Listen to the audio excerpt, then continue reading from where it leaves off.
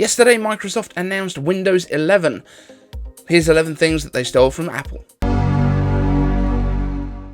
Hey iCavers, I'm iCave Dave and I simplify Apple so that everything just works for you, and if you want the latest Apple news, leaks and rumours, and apparently all the Windows ones as well because they're all just from Apple, like this video, subscribe to the channel and ring that notification bell. And full disclosure here, I haven't watched the entire Windows event because it looked like it was kind of long and not particularly interesting, so I've watched like a 10-minute highlights reel from Microsoft themselves, I think. Feel like they should have made it 11 minutes, just because, you know, let's put 11 on everything. Let's get into what of that came from Apple. Here's 11 things that Windows 11 stole from Apple. Number 1, the start bar became a dock, and they even called it the dock. So Windows has basically smooshed their start bar into kind of the middle of the screen, which seems like a strange choice because it grows and shrinks just like the dock does, but surely if you're going to have your start button, you want it to be in the same place all the time. So I'm not quite sure why they've done that. It looks like as well it will dynamically grow when you've got apps running. Okay. I mean, it's definitely more like a Mac. Cool. Number 2, all the round corners. So they've basically tried to make it look as much as possible like macOS. One thing that they've still got wrong is that they're still putting those little close and minimize buttons in the opposite corner. That's the wrong place, I'm afraid. So kind of Windows just puts everything on the opposite side to a Mac. So all of your desktop icons seem to automatically appear on the left-hand side of the screen instead of the right, which is obviously the correct place because we get that on the Mac. And we'll come to some other stuff that does that as well a little bit later in the video. Number 3, running phone apps on the desktop. So now with Windows 11, you will be able to run phone apps on your desktop. Now, correct me if I'm wrong, but I feel like this is something that might have happened with Big Sur, with Apple Silicon Macs, that you could run iPhone apps on your Mac and iPad apps on your Mac. So, innovation. Also, it uses the Amazon App Store instead of the Google Play Store, which seems like the second choice that most people would make out of those two. Because isn't the Amazon App Store the one where basically everything is just covered in Amazon ads? Number 4. Windows has stolen multitasking from how it works on the iPad, the thing that we've complained about forever. I'm not sure why, but Windows seems to think that snap layouts, which is iPad multitasking with one extra layout, is the right way to do multitasking. Now, we've all been asking for the iPad to get real Windows support so that you can move windows around on it. That's what everyone seems to want. Yeah, Microsoft has just kind of gone, no, we don't want moving windows. We'd like it to look a bit more like the iPad that everyone complains about. Cool. Number 5, Apple's mission control, but they call it snap groups. So, mission control, where you can basically kind of go to multiple desktops, and they have multiple like app layouts that exist, and you can move between them. They said that this was an innovation that you can only do on Windows, and yeah, we've had mission control for a while. Number 6, did they really just introduce adding an extra screen as a new feature and call it docking? Haven't you been docking for a while? You should definitely be docking. I feel like they're kind of just trying to point out that they can have multiple screens, which obviously you can on a Mac as well, but with M1 you've only been able to have one external one if you are using a MacBook Pro or a MacBook Air. And I'm guessing with the iMac as well, but yeah, I mean, if you need to be able to plug it into a screen, I guess that's cool too. Yeah, so adding a new screen is now called docking, and it's new. Oh, but your apps will go back there if you had them there before. Nice. Number 7, Windows widgets innovation, because macOS also has widgets that can scroll out in the notification center. But because it comes from the left, which is demonstrably the wrong side, as we've mentioned, not from the right, that is also innovative. Number 8, Multitouch. When you take your 2-in-1 into tablet mode, you can use the trackpad gestures on the screen. But did you notice how unresponsive they are when they were doing this? Even in their own tech demo? Okay. So yeah, you can kind of use the trackpad gestures like Apple has always done with the iPad on the screen. Cool. Number 9, Obsolescence. Okay, I'm being a little bit snarky here, but yeah, Windows 11 now requires a TPM, which is a trusted package module or something like that. It requires a 1.2 version, which is like a hard floor, or a 2.0 is kind of recommended for it, which kind of started with Intel's 8th generation chips. So, am I right in thinking that they've just made anything from before 2016 basically obsolete? Because wasn't that always the thing that everyone loved about Windows, was that you could kind of install it on any bit of hardware that you wanted? So this is kind of the equivalent, as far as I can work out, to something like Apple's T2 chip that they had in some of the Macs. Going back, you needed to have a T2 chip for some of the versions of macOS to work. So the TPM chip requirement gives a boost to Zero Trust security approach, said Michael Montigiano, Chief of Innovation at ProArch, an Atlanta-based Microsoft Gold partner. It's really critical to helping us make certain that that device and that identity is verified. That's really important for this Zero Trust initiative. If organisations start adopting this type of mentality and leveraging this kind of mindset, we're going to have much more secure environments. So thanks to Evan Rogers for bringing this one to my attention. It would have been an iCave Answers, but I needed to kind of mention it here. So thank you. Number 10, iPad Scribble.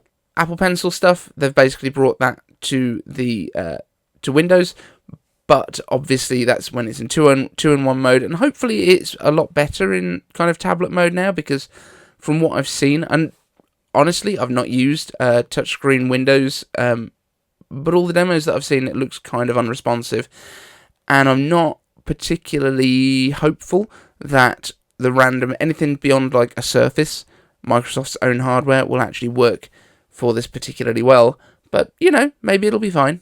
And number 11. Yeah, literally the number 11, they've stolen that from macOS.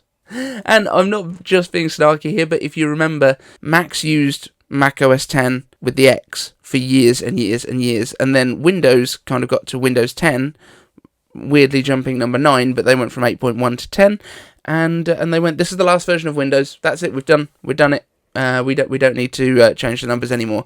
And then literally last year, Big Sur became macOS 11, we moved on from macOS 10, and this year, Windows has gone, oh, 11, that's good. We could use 11.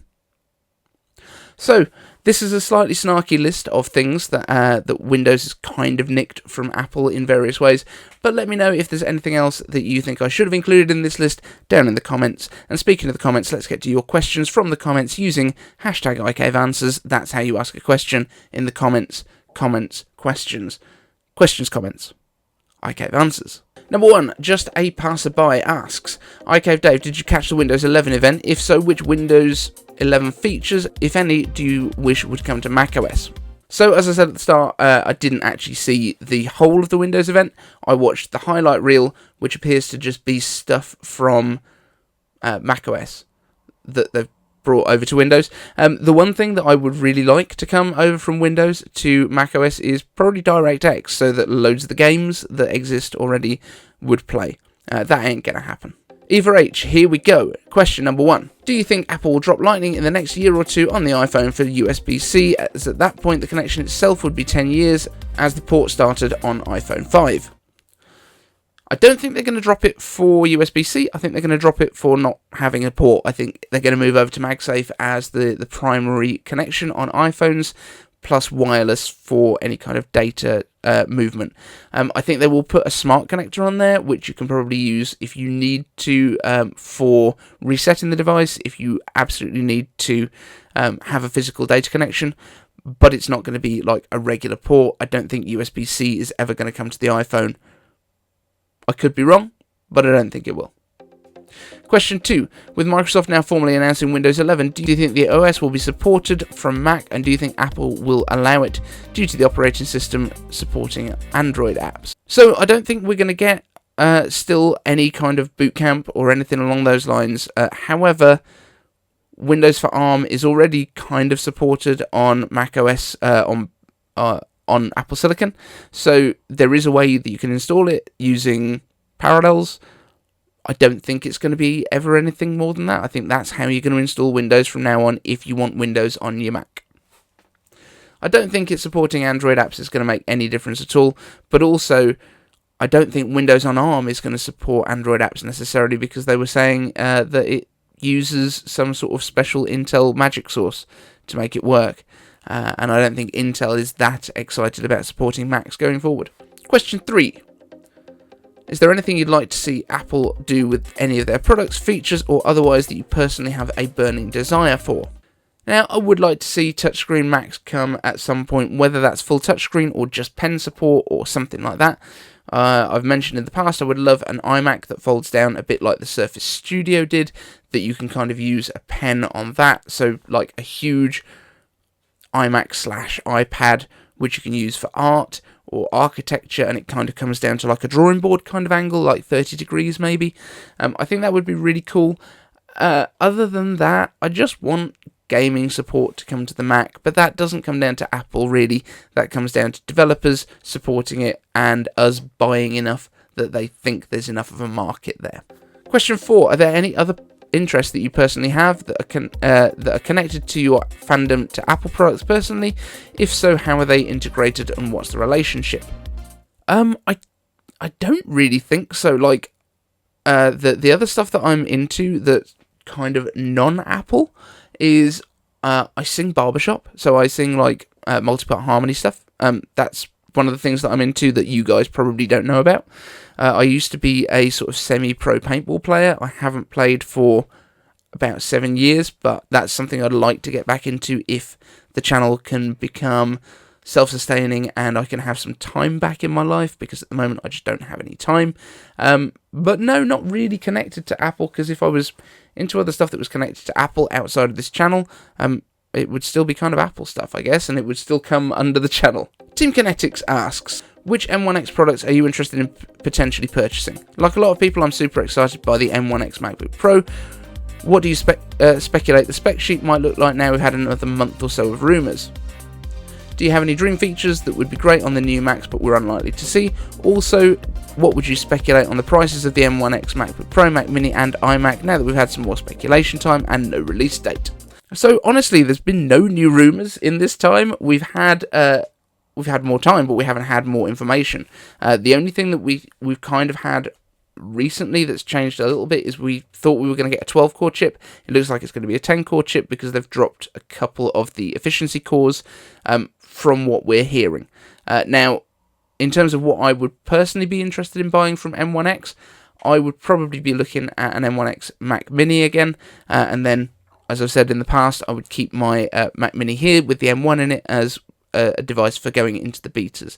I am looking at some ways of potentially installing the beta on an external drive so that I can test it. Obviously, it won't be quite as quick on an external drive, but that's something I'm looking at the moment without jeopardizing kind of my main drive. I'm not that bothered about getting a MacBook Pro. If I was to get an Apple MacBook, it would be probably an Air, and probably when the M2s come out, I might pick up an M1 because I think it's going to be plenty fast enough for what I need. But just being able to kind of grab and go with something, I think would be pretty cool. In terms of changes of specs, I think we've covered that. There's not really any changes of specs. It's exactly what we thought before. And in terms of pricing, I haven't really changed my opinion. I think the 14-inch MacBook Pro with M1X is probably going to start at $17.99. I think the 16-inch will start at $23.99, and I think the Mac Mini will start at $10.99. Maybe even $9.99. Christopher Gavin asks, do you think we'll ever see the much rumoured screen time for Apple TV come out? For a household with 4 kids and 3 Apple TV connected screens dotted around the house, it would be a game changer. There was an extended version of this question. You also mentioned about it being kind of like a multi-device management system where you can kind of put restrictions on different times for the kids, so like their screens can stop working at bedtime. I think that would be an awesome way of doing stuff. I don't know if it's in Apple's plans, but I would hope so. But it also seems weird that they wouldn't have announced it at WWDC, although, again, Apple TV didn't get much love at WWDC, so I've got a feeling they maybe have something bigger in the works. I know we've talked about upgraded Apple TVs in the past, and they did release a change to Apple TV in April, but that wasn't an upgrade, so I've got a feeling that there is definitely something else on the way, and it's probably not that far away. Bruce Grubb asks, why does the M1 Mac Mini have more ports than the M1 iMac, and do you think dropping a USB-A from the iMac was a good idea? Okay, so this comment has sparked some debate in the comment section. So, we've definitely got someone in there saying that it's unacceptable that anything should not have USB-A on it. Sorry, dude, you're wrong. I don't think it's a mistake to drop it at all. It's the right thing to do at this point. It's been far too long. Here's the reason that they dropped it. You can't fit a USB-A port in that device. It doesn't fit. The thickness of the device means that you cannot physically put a USB-A port in it. Now, it's not a middle finger to anyone that owns a USB-A port, a USB-A thumb drive at all. We've moved on from those. They've been shown to be horrendously insecure. They are one of the worst things you can have for security. It's very simple to put malware into a USB drive. Most workplaces disable them in their work devices anyway. The use of thumb drives because they are so insecure. Just putting that out there. Let's use the cloud because it's 2021, guys. And anyone that's complaining about using a spinning platter drive because it's USB-A, no, it's not. The cable that you're using to connect it is USB-A. So get yourself a USB Mini Plus or whatever they're called to USB-C cable. They're about $2, and just that's all you need to do. I'm not saying add a dongle. I'm not saying add all of this extra stuff hanging off the top. I'm saying replace your cable that doesn't really cost any money, and then you can use it directly with your iMac. It's not a problem. Marcin Kowalczyk asks, is it feasible to expect adjustable stands for the M1X iMac, or is that a folly? Yeah, it's probably a folly. Apple doesn't seem to be that interested in doing adjustable height stands. However, you can get it with a V support on the back. So you can basically mount it onto whatever stand you want, and you can move it up and down, you can move it sideways, you can spin it around. Whatever you really want to do with it, you can do that. Alan B Unboxings and News asks, iCave Answers, will Apple ever have a real December event? I'm going to say probably not. December is just such a busy month for everyone. Like, you got Christmas coming up, you've just had Thanksgiving, everyone's kind of winding down for Christmas and holidays, and you only kind of get the first 2 weeks that anything useful happens in December. And because so many people are doing Christmas shopping, they've kind of already got their gifts planned, I would guess, in most cases, by the beginning of December, especially if it's going to be anything of the price point that Apple does, that I don't think it's practical. What we have had in the past, like with the AirPods Max, is a kind of substantial press release. So it was a press released product, but it also came with a couple of videos that explained what it was, promo stuff. That's kind of as much as I would expect to get in a December event. So that's it for today's show. Thank you so much for watching, and we'll see you in the next one.